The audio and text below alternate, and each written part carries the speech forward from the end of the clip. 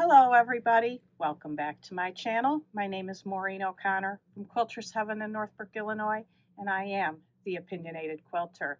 Today's episode, number 154, is a no-waste 2.5-inch strip quilt. But first, a personal note. This video drops on Easter Monday, a day that's very significant to me. While the dates on the calendar change from year to year, I always think of my mom during Easter week.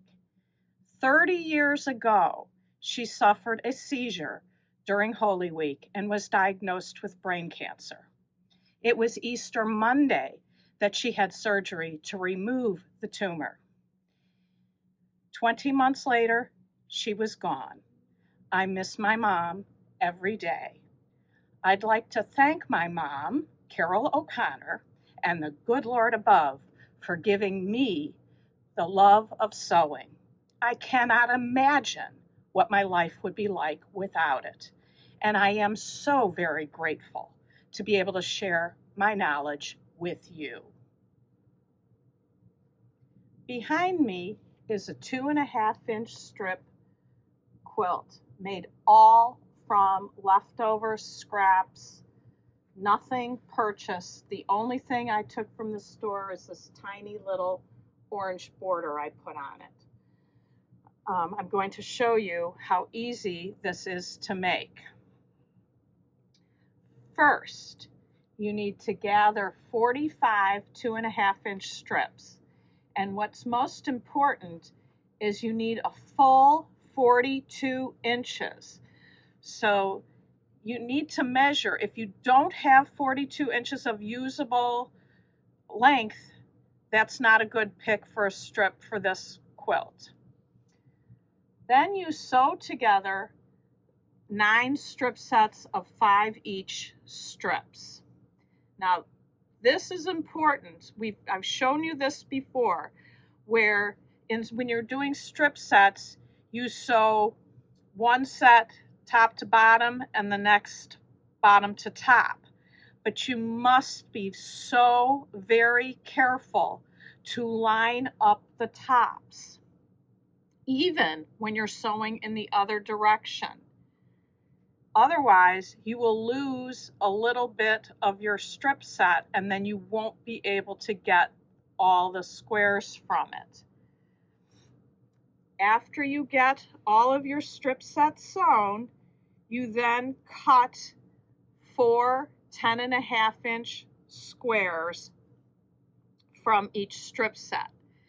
Now, nowadays, a lot of the salvages are a little wider than they used to be. So when I say line up the top, you really need to line up the usable space, not necessarily the top of the salvage, because one salvage could be significantly wider than the other.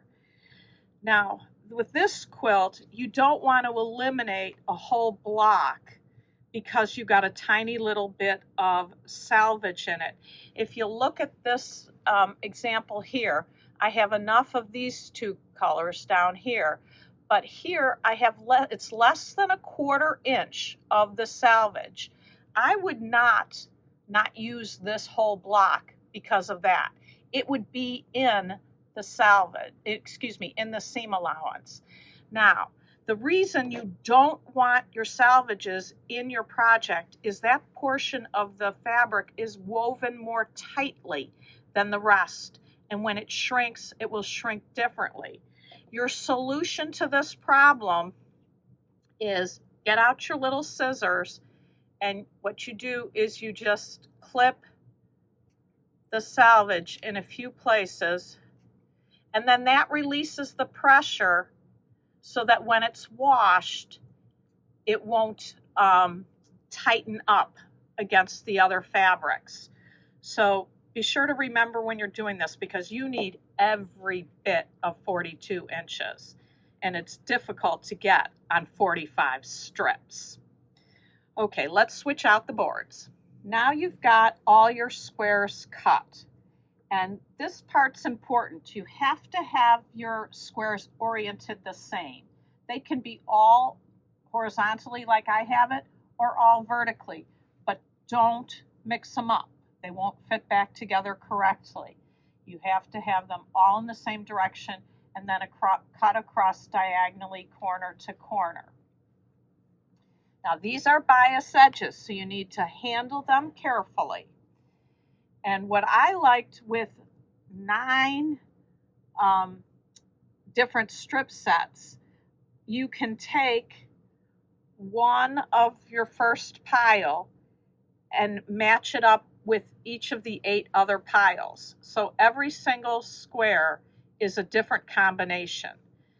Now that makes it that you then kind of have to be careful of what you put next to each other, and you may choose to not pair yours up that way. You may say, I like those 2 together the best. I like those 2 together the best.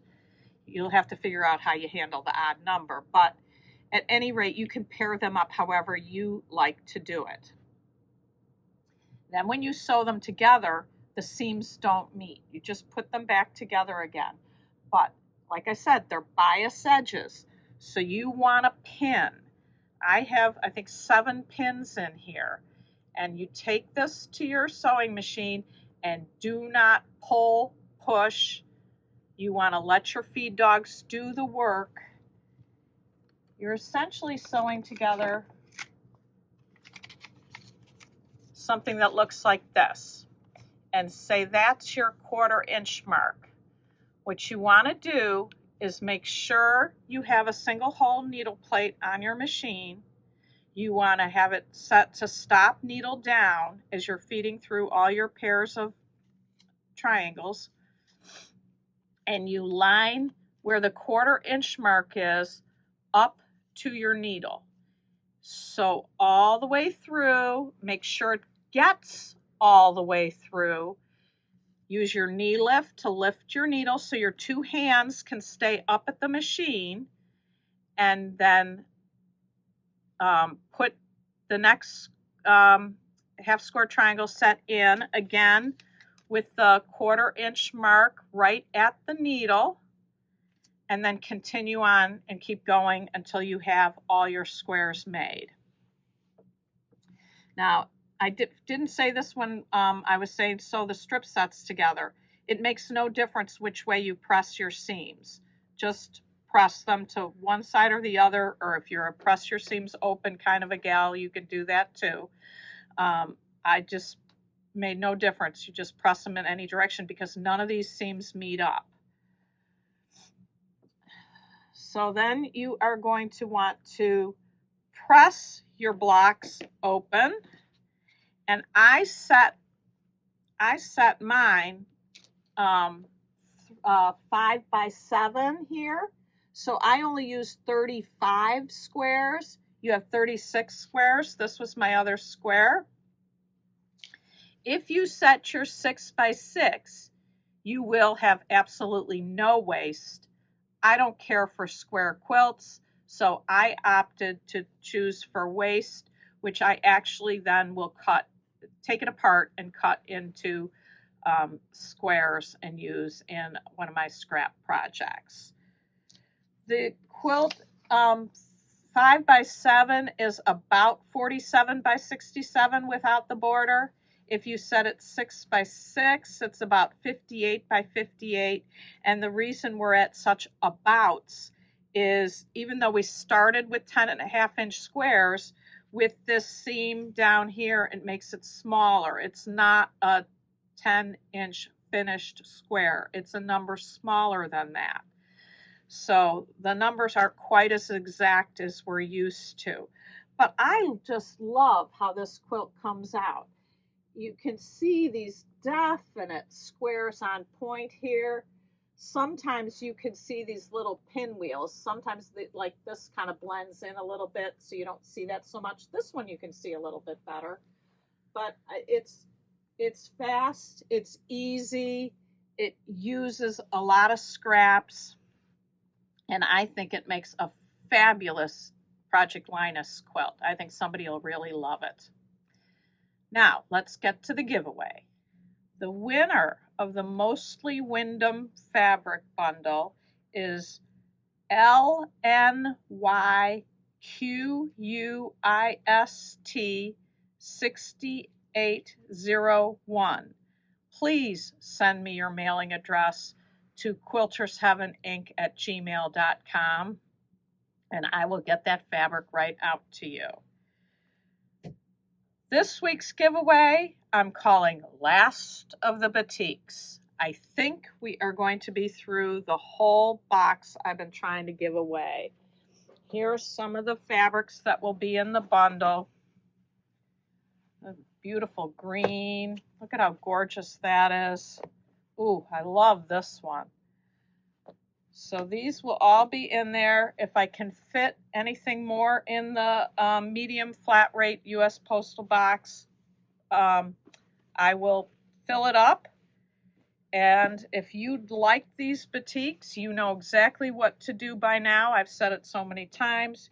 You want to like this video, you want to comment on this video, and you want to subscribe to my channel. And in the comments, Last of the Batiks, and you will be entered to win. I hope you all had a very blessed Easter season or Passover. And until next time, happy sewing.